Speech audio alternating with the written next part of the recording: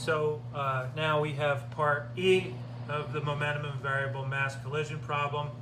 So for part E, they want us to determine whether kinetic energy is conserved or not. So is kinetic energy conserved? So the answer for this would be no. The initial and final kinetic energies are k sub I equals 22 mu squared and k sub f equals 173 over 14 mu squared. Because 173 over 14 mu squared is less than 22 mu squared, kinetic energy is not conserved. The missing kinetic energy is k sub I minus k sub f equals 135 over 14 mu squared.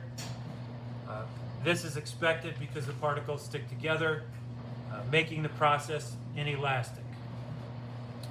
The simultaneous ejection does not alter the requirement of total momentum conservation, but it does redistribute momentum and kinetic energy among the final objects.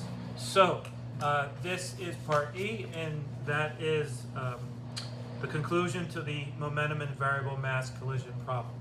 Thank you very much, and have a great day.